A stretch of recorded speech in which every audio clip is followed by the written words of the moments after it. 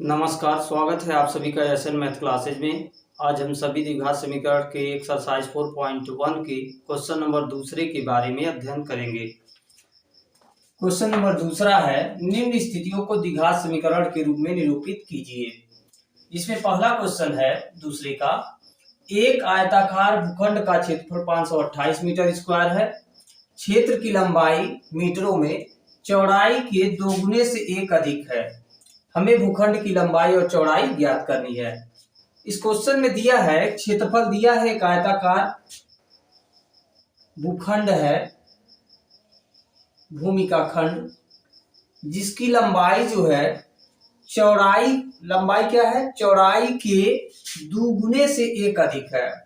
मतलब अगर इसकी चौड़ाई, हम उदाहरण के लिए अगर मान ले चौड़ाई 10 है तो लंबाई क्या होगा, चौड़ाई का दूना यानी 20 से एक अधिक, यानी कितना हो जाएगा, 21 हो जाएगा। अगर उदाहरण के लिए मान ले चौड़ाई कितना है, चौड़ाई अगर मान लेते हैं 100 है तो लंबाई कितना हो जाएगा, लंबाई हो जाएगा चौड़ाई के दुगुने से, चौड़ाई का दूना किया तो कितना हो गया 200, चौड़ाई के दुगुने से एक अधिक, यानी कितना हो जाएगा, 100 का दूना 200 में एक जोड़ा 201 हो जाएगा। यानी चौड़ाई अगर हमने 100 माना तो लंबाई कितना हो जाएगा 201, और या चौड़ाई 10 माना तो लंबाई कितना हो जाएगा, 10 का दूना 20 प्लस 1 21 हो जाएगा। लेकिन हम यहाँ पे लंबाई चौड़ाई कंफर्म नहीं है तो यहाँ पे चौड़ाई क्या मानेंगे, माना चौड़ाई बराबर यक्स, तब लंबाई बराबर यक्स का दूना, चौड़ाई का दूना करेंगे और उसमें एक जोड़ देंगे तो क्या मिल जाएगा, लंबाई। यहाँ लंबाई पूरी तरह से चौड़ाई पर निर्भर है, चौड़ाई जितना भी होगा उसी का दूना करके एक अधिक करेंगे। तो हमने चौड़ाई को यक्स माना तो लंबाई चौड़ाई का दूना करके एक अधिक कर दिया, यानी लंबाई कितना हो गया, 2x प्लस 1 हो गया। अब आप जानते हैं आयत का क्षेत्रफल क्या होता है, आयत का क्षेत्रफल यहाँ पे दिया है 528 मीटर स्क्वायर। आयत का क्षेत्रफल क्या होता है, लंबाई गुणे चौड़ाई, आयत का क्षेत्रफल लंबाई गुणे चौड़ाई, और 528 की जगह 528 हमने रहने दिया। लंबाई का मान कितना हमने पाया है वेरिएबल के फॉर्म में, 2x प्लस 1 गुणे चौड़ाई का मान कितना है, यक्स है, बराबर 528। अब यक्स का इसमें हम गुणा करेंगे तो यक्स का 2x में गुणा होगा 2x स्क्वायर, यक्स का 1 में होगा यक्स, बराबर 528। अब ये 2x स्क्वायर प्लस यक्स ऐसे ही रहने देंगे, 528 इधर प्लस में है, बाएं पक्ष में आएगा तो माइनस हो जाएगा, माइनस 528, इधर दाहिने पक्ष में हमारे पास 0। यही क्या है, द्विघात समीकरण के फॉर्म में है, जो कि ax square plus bx plus c के रूप में है। क्वेश्चन नंबर दूसरा है, दो क्रमागत धनात्मक पूर्णांकों का गुणनफल 306 है, हमें पूर्णांकों को ज्ञात करना है। पूर्णांक क्या होता है, पूर्णांक गिनती की सभी धनात्मक संख्याओं को ऋणात्मक के साथ साथ अगर शून्य को भी ले लिया जाए तो सभी पूर्णांक होते हैं। जैसे गिनती की संख्या क्या होती है, 1 2 3 4 एंड सो ऑन, इन्हीं को ऋणात्मक में ले लिया जाए, -1 -2 -3 -4 एंड सो ऑन, और इसके साथ साथ 0 को भी ले लिया जाए तो ये सभी संख्या क्या कहलाती हैं, पूर्णांक में आती हैं, पूर्णांक की कैटेगरी में आती हैं। अब हमें इसमें शून्य या ऋणात्मक संख्या से मतलब नहीं है, हमें यहाँ पे केवल धनात्मक संख्या से मतलब है। यहाँ पे दो क्रमागत धनात्मक पूर्णांकों का गुणनफल 306। क्रमागत क्या होता है, जो संख्याएं क्रम से आती हैं उन्हें क्रमागत कहते हैं। जैसे 11 के तुरंत बाद क्या आता है, 12 आता है, 15 के बाद तुरंत क्या आता है? 16 आता है। ये संख्याएं क्रम से आती हैं। 25 के बाद क्या आएगा? 26 आएगा। ये सभी संख्या क्या है? क्रमागत है। 25 हो गया, 25 के बाद 26, 26 के बाद 27, 27 के बाद 28। ये सभी क्या है? क्रमागत संख्या। क्रमागत संख्या मिलती हमको कैसे है? एक संख्या निकालकर उसमें एक एक जोड़ते जाइए, अगली क्रमागत संख्या मिलती जाएगी। तो हमें यहाँ केवल 2 क्रमागत संख्याएं लेना है। तो हम यहाँ पे पहले क्या करेंगे? माना पहली संख्या बराबर x, तब दूसरी क्रमागत संख्या बराबर x प्लस 1 हो जाएगा, क्योंकि क्रमागत संख्या पाने के लिए हम पहली संख्या में एक जोड़ते हैं। तो दूसरी क्रमागत संख्या मिल गई x प्लस 1। अब क्वेश्चन में दिया है कि इन दो धनात्मक गुणांकों का गुणनफल 306 है, तो दोनों का हम क्या करते हैं? गुणा कर देते हैं। x प्लस 1, दोनों का गुणनफल बराबर 306। तो एक क्या मिल जाएगा? x का गुणा x में करेंगे x स्क्वायर प्लस x बन जा x इज इक्वल टू 306। अब ये x स्क्वायर प्लस x 306 हम दाहिने पक्ष से बाएं पक्ष मिलाएंगे तो माइनस 306 बराबर 0। यही हमारा द्विघात समीकरण है। यह प्रश्नानुसार हमने क्या किया था? दोनों का गुणनफल कर लिया था। प्रश्नानुसार दोनों का गुणनफल क्या दिया था? 306। यह हमारा द्विघात समीकरण आ गया। हमें इसे को सॉल्व नहीं करना है इस अभ्यास में। जब सॉल्व करना होगा तो हम बता देंगे इसके बारे में, कैसे इसको सॉल्व किया जाता है। चलिए क्वेश्चन नंबर 3 देखते हैं। रोहन की मां उससे 26 वर्ष बड़ी है। उनकी आय का गुणनफल अब से 3 वर्ष पश्चात 360 हो जाएगी। हमें रोहन की वर्तमान आय ज्ञात करनी है। इसको सॉल्व करने के लिए, द्विघात समीकरण बनाने के लिए हम क्या करेंगे? पहले माना, सबसे पहले रोहन की आय को x मानेंगे। माना रोहन की वर्तमान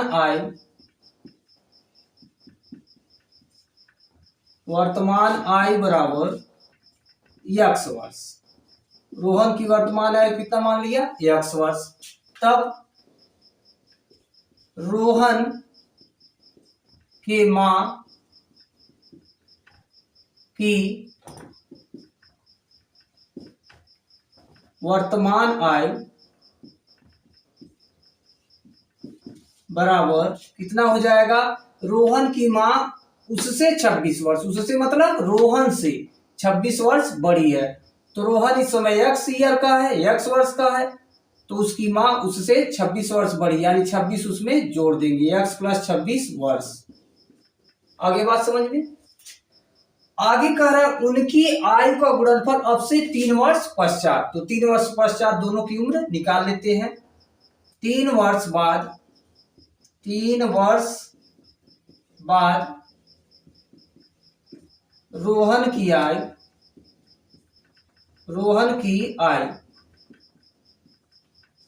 जब आय को बाद में पूछा जाता है तो जितने वर्ष बाद पूछेगा उतना हम उनके वर्तमान आय में जोड़ देंगे। 5 वर्ष बाद पूछेगा तो 5 जोड़ देंगे, 10 वर्ष बाद पूछेगा तो 10 जोड़ देंगे। जैसे आपकी उम्र इस समय 20 ईयर है, मान लीजिए आपकी उम्र इस समय क्या है? 15 ईयर है, 15 ईयर। उसमें आप, अगर आपसे पूछा जाए कि 5 साल बाद कितना उम्र होगा, तो उसमें हम 5 साल जोड़ देंगे। किसी व्यक्ति की उम्र अगर 30 साल है, अगर कहा जाए कि 10 साल बाद कितना होगा, तो उसके उम्र में 10 हम जोड़ देंगे। वैसे ही यहाँ पे रोहन की वर्तमान आयु x वर्ष है, तो 3 वर्ष बाद पूछ रहा है तो 3 हम इसमें जोड़ देंगे, x प्लस 3 वर्ष हो जाएगा। तथा 3 वर्ष बाद रोहन के मां की आय बराबर, रोहन के मां की वर्तमान आयु x प्लस 26 था, 3 वर्ष बाद पता करने के लिए उसमें भी 3 जोड़ देंगे, यानी कितना हो जाएगा x प्लस 26 प्लस 3 कितना हो गया 29 वर्ष। x प्लस 29 वर्ष। प्रश्न में दिया था, प्रश्नानुसार प्रश्न में दिया था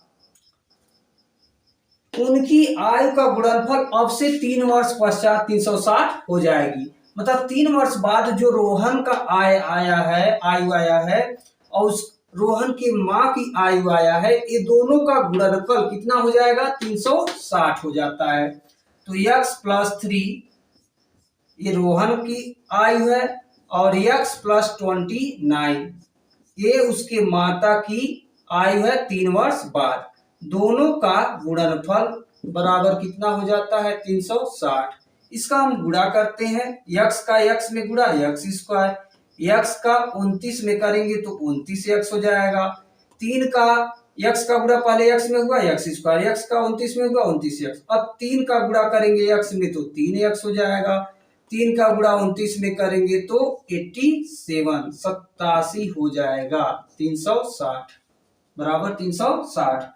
अब यह x स्क्वायर ऐसे ही रहने देते हैं। 29 और 3 को हम जोड़ेंगे तो 29 3 कितना हो जाएगा 32x हो गया, प्लस 87 था। यह 360 दाहिने पक्ष में है, बाएं पक्ष में आएगा तो क्या हो जाएगा माइनस हो जाएगा। अब दाहिने पक्ष में क्या बचेगा 0 बचेगा। अब x स्क्वायर ऐसे ही लिख दिया, प्लस 32x को भी हमने ऐसे ही रहने दिया। 87 माइनस 360, छोटे अंक में से बड़े अंक को माइनस किया जा रहा है तो माइनस में आएगा हमारा आंसर। 87 में से 360 को माइनस कर रहे हैं तो आ जाएगा 273 बराबर दाहिने पक्ष में 0 है। यह ax square plus bx plus c के रूप का है, यानी यह द्विघात समीकरण है। हमें केवल द्विघात समीकरण के रूप में निरूपित करना था, यहाँ पे हल नहीं करना है। यही हमारा आंसर हो जाएगा। चौथा देखते हैं। एक रेलगाड़ी 480 किलोमीटर की दूरी समान चाल से तय करती है। यदि इसकी चाल 8 किलोमीटर प्रति घंटा कम होती तो वह उसी दूरी को तय करने में 3 घंटे अधिक समय लेती। हमें रेलगाड़ी की चाल ज्ञात करनी है। एक सूत्र होता है, इसको सॉल्व करने के लिए हमें एक सूत्र की जरूरत पड़ेगी, जो कि होता है समय बराबर दूरी बटे चाल। दूरी बटे चाल, या जिसको आप पढ़े हैं चाल बराबर दूरी बटे समय। चाल बराबर दूरी बटे समय, इसका प्रयोग तो बहुत किए हैं आप। उसी से बना है, समय को हम ऊपर ले गए, चाल को नीचे लाए, तो समय बराबर क्या हो गया दूरी बटे चाल। इसी सूत्र का प्रयोग करेंगे हम। यहाँ पे क्वेश्चन क्या कर रहा है, एक रेलगाड़ी 480 किलोमीटर की दूरी समान चाल से तय करती है। तब माना रेलगाड़ी की सामान्य चाल बराबर x किलोमीटर प्रति घंटा। कुल दूरी कितना है, कुल दूरी बराबर 480 किलोमीटर। तब समय बराबर कितना हो जाएगा, समय बराबर, जिसको हम t1 मान लेते हैं पहला समय बराबर दूरी बटे चाल, 480 बटे x, दूरी बटे चाल। क्वेश्चन में कहा है यदि इसकी चाल 8 किलोमीटर प्रति घंटा कम होती। यदि चाल 8 किलोमीटर प्रति घंटा कम होती तब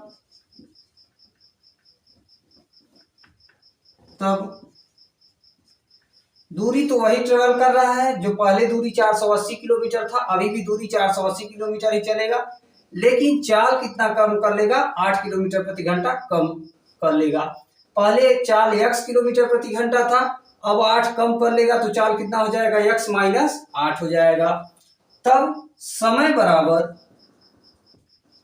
क्या हो जाएगा, दूरी बटे चाल। समय यहाँ पे t2 मान लेते हैं, दूरी बटे चाल कितना है, 8 कम कर लिया है तो x माइनस 8। यहाँ पे समय t2 मान लेंगे और पहले समय t1 माने थे, क्योंकि पहले x किलोमीटर प्रति घंटे की चाल से 480 किलोमीटर की दूरी तय कर रही थी तो उसका समय हमने t1 मान लिया। उसके बाद यदि चाल को 8 किलोमीटर प्रति घंटा कम कर लिया गया, यानी जो चाल x था उसको 8 कम कर लेंगे तो चाल कितना हो जाएगा, x माइनस 8। दूरी तो अभी भी 480 तय कर रहा है, लेकिन समय में क्या होगा, जब दूरी आप किसी दूरी समान दूरी को तय करने के लिए आप चाल को कम कर देते हैं तो समय क्या होता है, ज्यादा लगता है, यानी समय में क्या आएगा, अंतर आने लगेगा।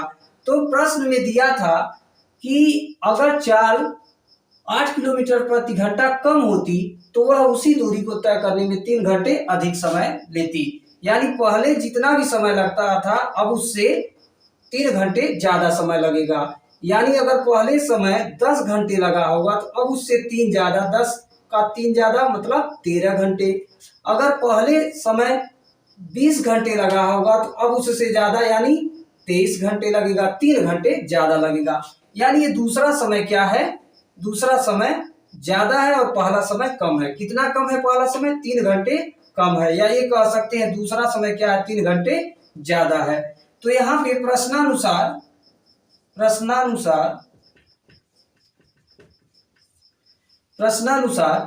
कह दिया है कि 3 घंटे अधिक समय लेती है, तो T2 माइनस T1 बराबर 3 घंटे का अंतर है। T2 मतलब 480 बटे x माइनस 8 माइनस T1 का मतलब 480 बटे x बराबर 3। 480 यहाँ भी अंश में है और यहाँ भी अंश में है, अंश में से हम 480 कॉमन ले लेते हैं तो बचेगा ऊपर 1, नीचे x माइनस 8 माइनस यहाँ भी बचेगा 1, नीचे x बराबर 3। अब ये 480 यहाँ ऊपर क्या है, गुणा हो रहा है तो उधर दाहिने पक्ष में जाएगा तो क्या भाग में चला जाएगा, तो इधर हो गया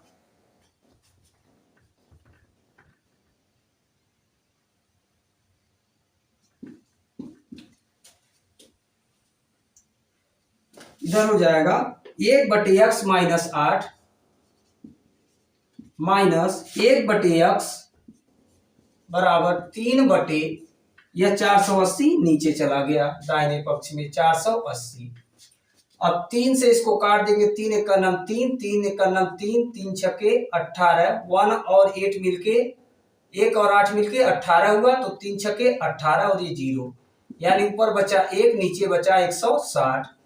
और बाएं पक्ष में इसका तिर्यक गुणा करेंगे तो x का 1 में गुणा होगा या 1 और माइनस 1 का इधर गुणा होगा, या x माइनस 8 का माइनस 1 में गुणा होगा तो कितना हो गया, x का माइनस 1 में माइनस x और माइनस 8 का माइनस 1 में माइनस माइनस प्लस 8 एक 8 और नीचे हर का हर में गुणा, इसके अंश का इसके हर से हुआ x हो गया, इसके अंश का इसके हर से हुआ माइनस x प्लस 8 हो गया।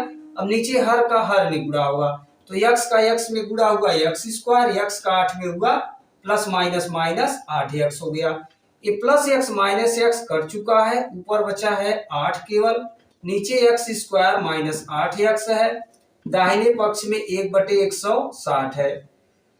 100 अब फिर से यहाँ तिर्यक गुणा करेंगे, 160 का 8 में करेंगे तो 16 बटे 128 और 0 उतार देंगे बराबर x स्क्वायर माइनस 8x का 1 में गुणा होगा तो कोई चेंजिंग नहीं होगा, 1 का गुणा करने पर कोई फर्क नहीं पड़ता है।